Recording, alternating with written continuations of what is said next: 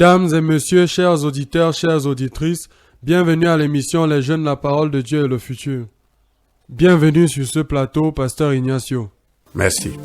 Pourquoi enseigner la parole de Dieu aux jeunes? Nous voulons édifier et aider les jeunes à vivre selon cette parole et tirer le plus grand profit qui en découle. L'amour pour Dieu, l'amour pour les uns les autres, l'amour pour la vie, l'amour pour les dirigeants, les autorités, l'amour pour notre pays va se manifester.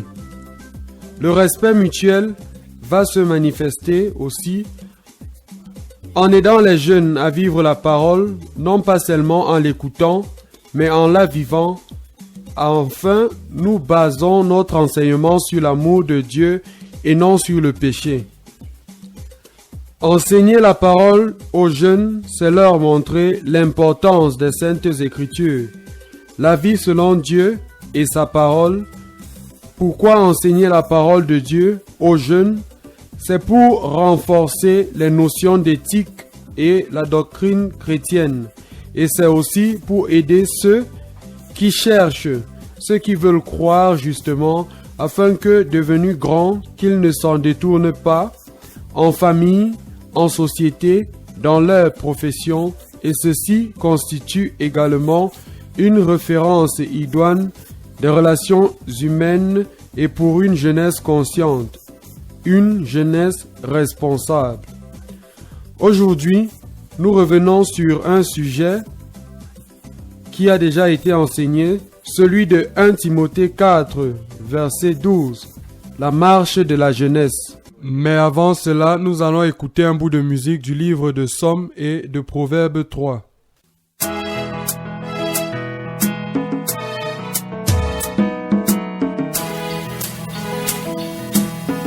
L'Éternel est ma lumière et mon salut, de qui aurais-je crainte? L'Éternel est le soutien de ma vie, de qui aurais-je peur? Quand des méchants s'avancent contre moi pour dévorer ma chair, ce sont mes persécuteurs et mes ennemis qui chancellent et tombent. Si une armée se campait contre moi, mon cœur n'aurait aucune crainte. Si une guerre s'élevait contre moi, je serais malgré cela plein de confiance. Oui, plein de confiance. Je demande à l'Éternel une chose que je désire ardemment. Je voudrais habiter toute ma vie dans la maison de l'Éternel pour contempler la magnificence de l'Éternel et pour admirer son temple. Car il me protégera dans son tabernacle au jour du malheur. Il me cachera sous l'abri de sa tente. Il m'élèvera sur un rocher. Oui, sur un rocher.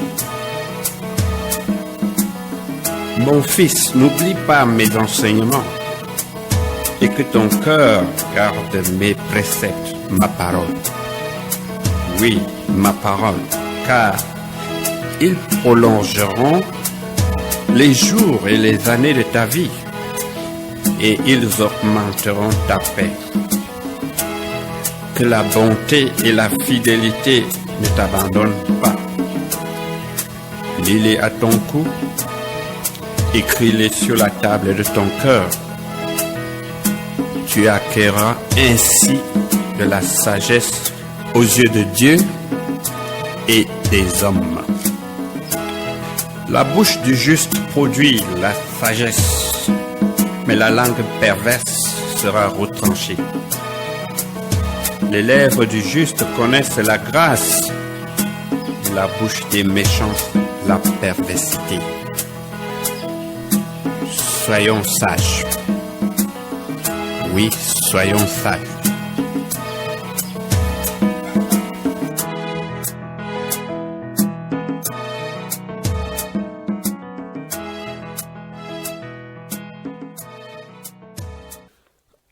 La marche de la jeunesse.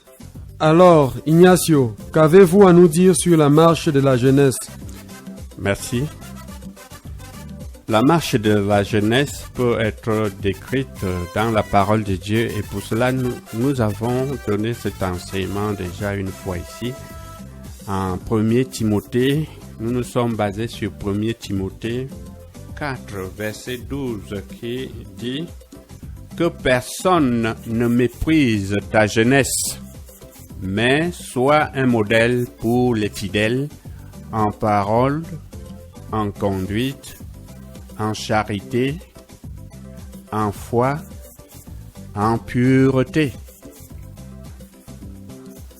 J'ai regardé quelques synonymes dans ces mots qui sont cités ici. Et que personne ne méprise ta jeunesse. Un autre terme peut être désobligé ou parler de façon désobligeante.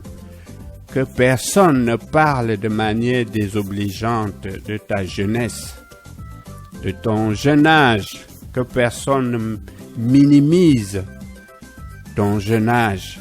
Que personne ne te déprécie à cause de ta jeunesse. Vous voyez, ceci parle non seulement aux jeunes, ça parle à nous qui sommes parents également, parce qu'à moins que nous ne fassions notre travail, certainement, pour la plupart, nos jeunes seront méprisés, nos jeunes seront abandonnés, vaincus. Ils ont besoin d'une orientation, ils ont besoin d'une direction. Personne ne va au-delà de ce qui lui est enseigné. Si nous ne faisons pas notre travail, ils ne pourront pas maîtriser certaines choses dans le domaine de l'éducation, dans le domaine de la connaissance et même de la vie pratique de chaque jour. Personne ne peut croire au-delà de ce qu'il sait, de ce qu'il connaît. Donc, il nous incombe à nous, parents, d'enseigner et de vivre, de montrer aujourd'hui aux jeunes générations le vrai standard, afin que nos jeunes gens puissent vivre à la hauteur des attentes de ce défi et commandement en Timothée. Que personne ne méprise ta jeunesse, qui veut dire que personne ne diminue ou ne porte atteinte ou ne diffame ta jeunesse. Et je pense que ce sujet de la marche de la jeunesse ouvre vraiment tous les aspects de l'éducation, de la formation pratique de nos jeunes gens, de l'enfance au jeune âge adulte. Cette étude contient des fondements dans lesquels nous avons besoin de prévaloir, de briller comme des flambeaux dans ce monde pervers et corrompu. En Proverbe 19, verset 24, il est écrit « Le paresseux plonge sa main dans le plat et il ne la ramène pas à sa bouche. » Quelle image de la paresse ici! Trop paresseux, même pour couvrir sa bouche quand il bâille. Verset 25. Frappe le moqueur et le sot deviendra sage. Reprends l'homme intelligent et il comprendra la science. Frappe le moqueur et le sot. Frappe l'humble, il deviendra sage. Reprends l'homme intelligent et il comprendra la science, il augmentera son savoir. Ceux qui veulent apprendre sont ceux qui reçoivent une réprimande convenable. Ce sont ceux qui reçoivent la correction. Verset 26. Celui qui ruine son père. La Bible nous a dit, celui qui pille son père. Voilà une imagerie qui parle plutôt clairement, même à notre compréhension. Piller son père serait de piller son instruction, l'ignorer, sans aucune reconnaissance d'un père selon Dieu et de ses conseils. Les enfants devraient écouter leurs parents et non piller l'instruction qu'ils ont reçue ou l'ignorer. Et le verset 26 continue, il dit, « Celui qui ruine, pille son père et qui met en fuite sa mère, l'Amzadi qui afflige. Celui qui ruine son père et qui met en fuite sa mère est un fils qui fait honte, qui veut dire disgrâce et qui fait rougir, qui discrédite. Cesse, mon fils, d'écouter l'instruction aussi, c'est pour t'éloigner des paroles de la science. Beaucoup d'instructions parviennent aux jeunes gens dans une culture de n'importe quelle époque. Il est dit de cesser d'adhérer à cette instruction qui te fait te détourner ou trébucher des paroles de la vraie science, des paroles de vie, des paroles de la parole de Dieu. Les paroles données par le père et la mère, que cet enfant désobéissant pille et met en fuite donc, cela est certainement une formidable admonition dans la marche de la jeunesse. Les enfants devraient être obéissants, ils devraient regarder à la lumière de l'instruction qui est basée sur la parole de Dieu que les parents ont transmis. C'est de génération en génération. Chapitre 29.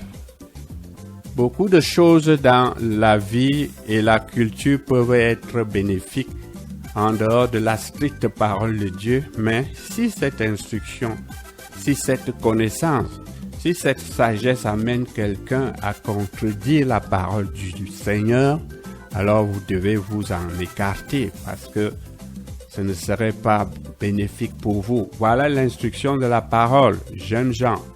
Proverbe 29, verset 15, il est écrit, « La verge et la correction donnent la sagesse, mais l'enfant livré à lui-même fait honte à sa mère. L'enfant livré à lui-même, l'Amzadi, l'enfant qui manque de discipline, fait honte à sa mère. » Honte est le même mot que l'écriture précédente. Il signifie disgrâce. Et bien sûr, nous enseignons l'usage correct de la verge de correction. Nous ne disons pas que la verge soit utilisée, que cela soit un instrument brutal de torture, non. Non pas même comme un objet de peur. C'est juste une précaution. C'est un objet de précaution, c'est un objet pour enseigner nos jeunes gens. Et il y a plusieurs manières de le faire. Nous n'avons pas, c'est pas tout le monde qui a besoin de la verge pour obéir, pour avancer. Elle donne la sagesse quand elle est utilisée dans l'amour. Et nous avons vu dans notre société que les familles ne se ressemblent pas. Donc, toutes les familles n'ont pas besoin de verge. Ceci se repose sur l'éducation même déjà que la famille a, la qualité de personnes qui sont dans cette famille. La verge est quelque chose qui doit être utilisé avec l'équilibre convenable. Donc, pour moi, cette marche de la jeunesse ouvre tous les aspects de l'éducation de nos jeunes gens, que ce soit des jeunes enfants jusqu'à la génération adulte. Après le bac, c'est relativement un standard culturel. Pour la plupart, une fois que les jeunes gens dépassent le niveau ou l'âge de l'enseignement secondaire, qu'ils se débrouillent eux-mêmes. Eh bien, pas nécessairement. Et nous avons bien sûr pu causer une grande réjouissance et une grande croissance dans l'instruction pour ceux qui le font, bien sûr. la verge de la correction, l'instruction de la parole, la formation pour des générations futures serait notre travail. Dieu ne le fera jamais à notre place. Pour la plupart, une fois que les jeunes gens dépassent un certain âge, ils disent qu'ils se suffisent et qu'ils peuvent avancer. Mais nous n'avons jamais posé la question s'ils peuvent se loger, s'ils peuvent se détacher de la famille, s'ils peuvent vivre seuls, s'ils peuvent se nourrir. Si tel est le cas, et qu'ils trouvent que la discipline de la famille, des parents est plus sévère ou plus dure, ils peuvent se loger eux-mêmes. Et celui-là peut se prendre en charge. C'est ça. Mais lorsque les enfants, les jeunes sont sous le toit des parents, ils sont toujours sous la responsabilité des parents. Et les parents ne devraient pas les laisser faire n'importe quoi. Sinon, dans le futur, même ceux qui pourraient même entrer dans la vie active en continuant à fournir la supervision lorsqu'ils en ont besoin, en fournissant l'orientation et la direction, et en tant que parents, bibliquement, la seule chose que je connaisse qui libère un parent de sa responsabilité de superviseur, ses enfants, c'est le mariage. Et maintenant, le bon sens nous appelle à faire des adaptations. Si effectivement, ce jeune homme peut se prendre en charge et prendre en charge son foyer qu'il va fonder. Il est bien vrai que dans les années passées, les parents se chargeaient de choisir la femme à leur jeune homme. Dans la culture orientale, ils étaient relativement mariés à l'âge de 13 ans, 14, 15, 16 ans. C'est parce qu'ils avaient été formés depuis qu'ils en ont été conscients pour se marier, à prendre la responsabilité d'un mari ou d'une mère. Ils ont été formés à partir de cette période et je pense que c'est formidable dans nos familles. Autant que possible, nous devrions instruire les enfants dans chaque aspect de la vie afin que devenus grands, qu'ils puissent tenir selon la vérité, l'honnêteté et non selon le train de ce monde. Il y a plusieurs choses dans notre culture qui entrent en jeu lorsqu'on parle de la jeunesse.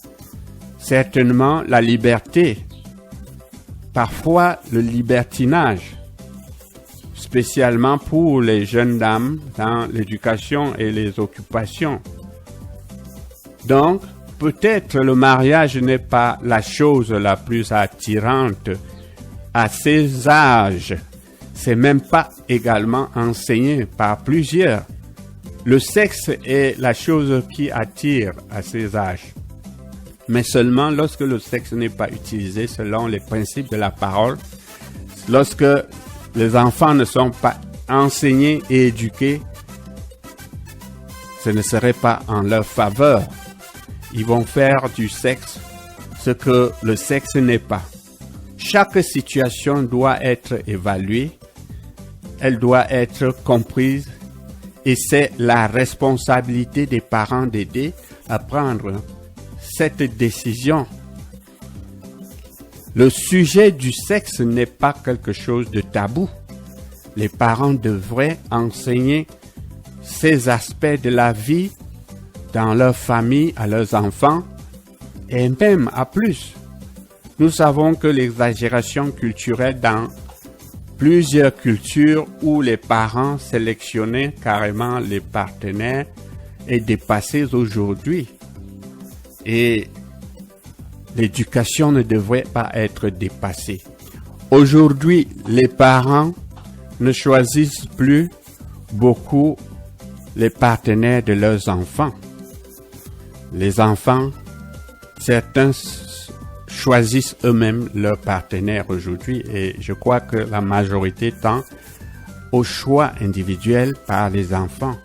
Mais seulement, ces enfants étant dans les maisons, dans la famille, les parents devraient leur montrer le style de vie convenable pour quelqu'un qui choisit fonder un foyer. Les principes de base seraient de savoir si l'enfant se loge lui-même ou peut se loger lui-même, si l'enfant peut se nourrir lui-même, s'il peut se prendre soin lui-même sans la nécessité des parents.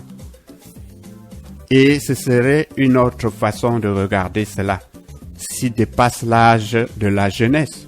Mais s'il est dans la maison des parents, sous le toit des parents, il est nécessaire que cet enfant respecte et continue à respecter les lois qui sont enseignées.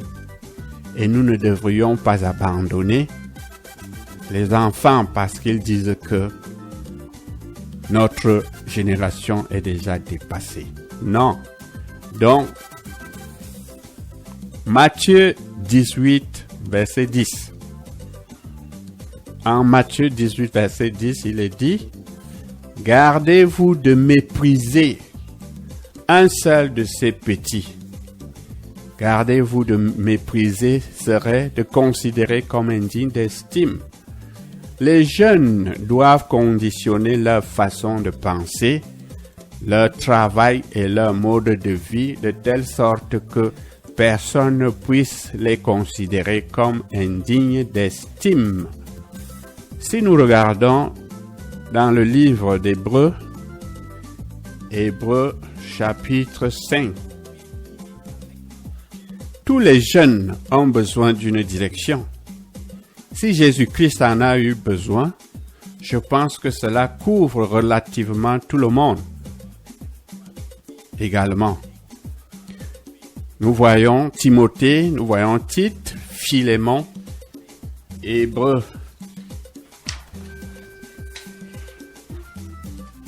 Regardez ceci en Hébreux 5, où cette grande loi est amenée à l'accomplissement et à une compréhension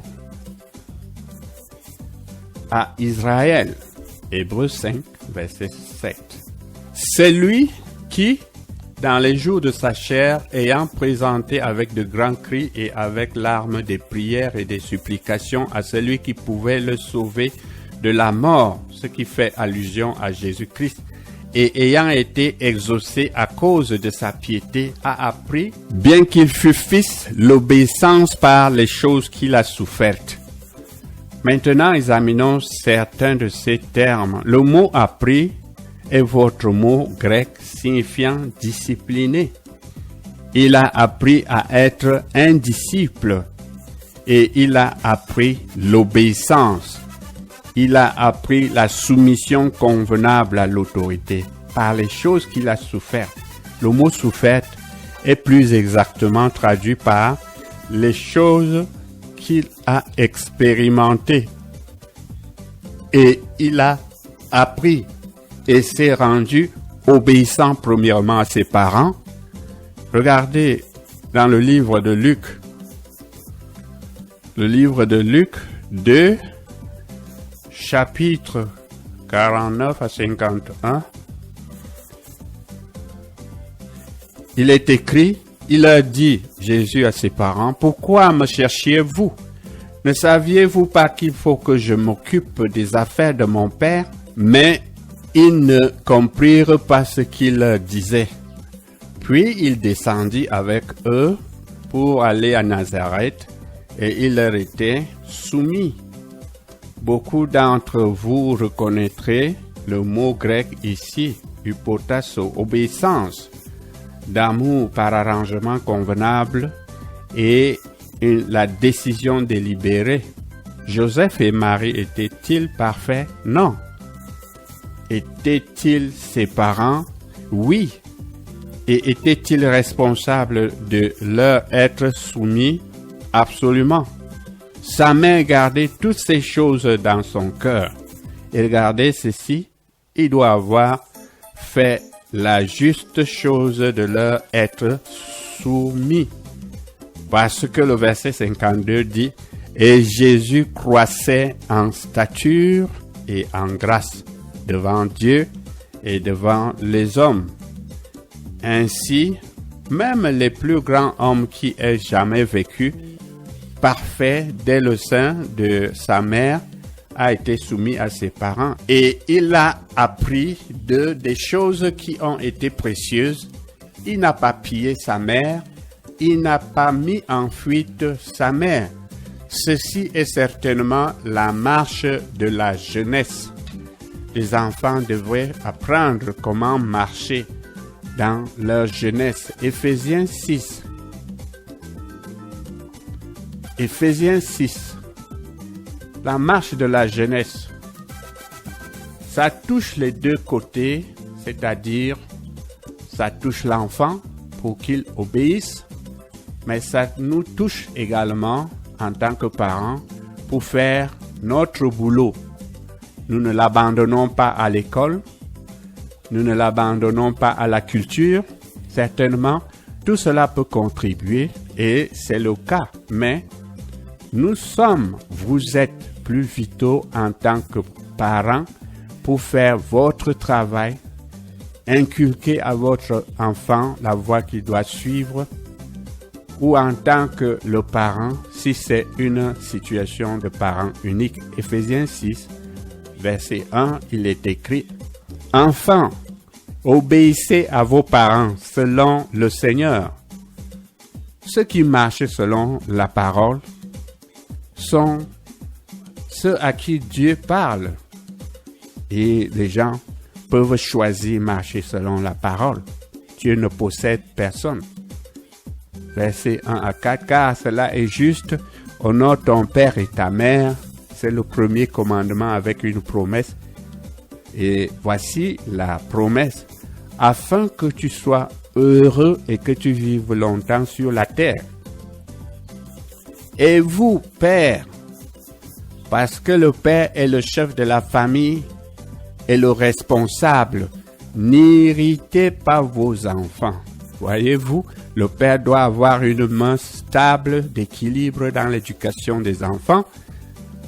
La mère, dont nous savons de par Timothée qu'elle a l'autorité dans l'éducation des enfants, la mère. Mais il y a un fin équilibre, comme nous le savons tous, que nous autres parents œuvrons pour respecter, être équilibrés. Si vous êtes trop indulgents, alors bien sûr, vous gâchez la protection. Vous les abandonnez à leur propre pire intérêt, ce ne serait pas bien. Si vous êtes trop strict ou trop sévère, alors ce ne serait pas favorable. Leurs habiletés et leurs enthousiasmes devraient être examinés, encadrés. J'aimerais m'arrêter ici. Rappelez-vous, c'est la parole de vie, mais un jeune ne sait pas nécessairement où trouver toutes ces choses. C'est là que nous, les parents, entrons en jeu pour les aider, aussi bien que les dirigeants. C'est à nous la responsabilité d'aider la jeune génération à tenir. Merci Ignacio. Nous les jeunes, nous devons donc être ceux-là qui ont une marche exemplaire. Nous devons être obéissants aux parents car eux, ils connaissent le train de vie. Et nous pouvons apprendre beaucoup, de nombreuses choses par leur éducation. Merci d'avoir été nombreux à nous écouter et à la prochaine. Nous étions pour vous accompagner aujourd'hui à la régie d'antenne Sang Samuel, console technique Hubert Otabela, à la réalisation Cyril Aïna et supervision générale Ignacio. Au micro de présentation, gracias, merci.